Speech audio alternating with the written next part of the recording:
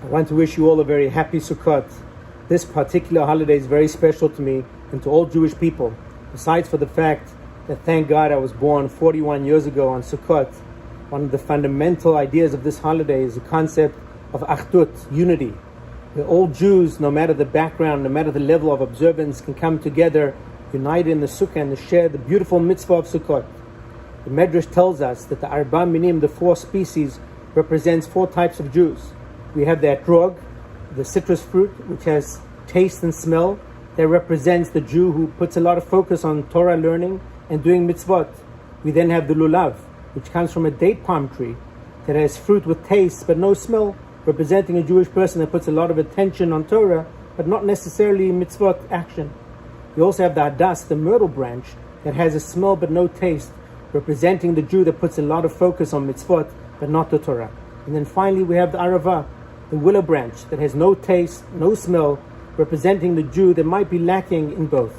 But when it comes to this holiday of Sukkot, we don't focus on the level of observance or how religious a person might be. We come together in unity as Jews, celebrating the beauty of our faith. The Levy Rabbi used to say that labels are for clothing, not for people.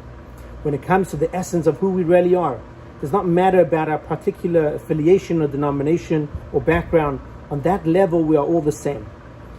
The former Prime Minister of Israel, Menachem Begin, had a custom before he became Prime Minister that he would open up his guests every Shabbat afternoon to people that wanted to come greet him.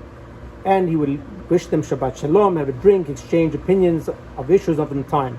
When he became Prime Minister, he wanted to continue this custom. But it was very complicated, and the security detail didn't know if they would be able to properly secure his residence and vet every person that came in. But he insisted. So the Shabbos came, the door opened, Menachem Begin and his wife greeted the people. They brought little gifts for the Prime Minister and his wife. And first an older Jew came, showed the Prime Minister his pictures, and he gave him a nice hug.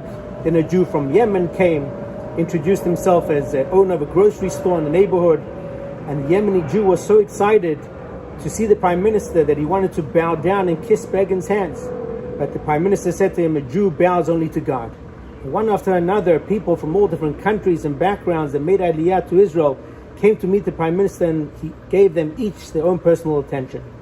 Right after the crowd dispersed, the head of security approached the Prime Minister and said, I'm sorry, I don't think we're going to be able to continue this custom unless we vet and do a background check on every single person that comes to greet you. That's too bad, the Prime Minister said.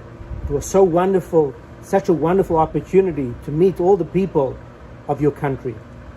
The entire week of Sukkot is an open house, so to speak, sort of like Menachem Begin's open door policy. On Sukkot, everyone and anyone can walk in, no matter where you come from. No special invitation is needed.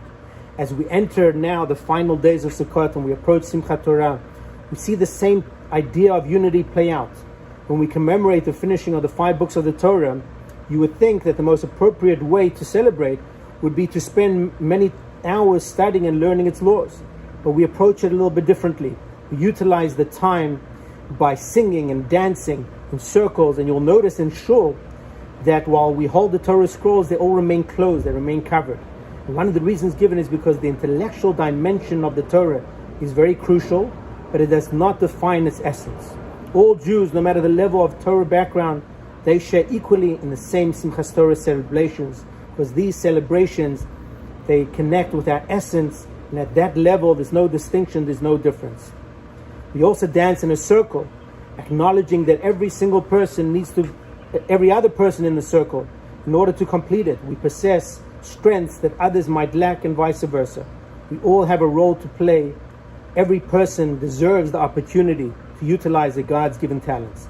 So today on my birthday, I would like to take this opportunity to bless you all with a new year filled with true joy, happiness, health, and unity in all your endeavors. Shabbat Shalom and Chag Sameach.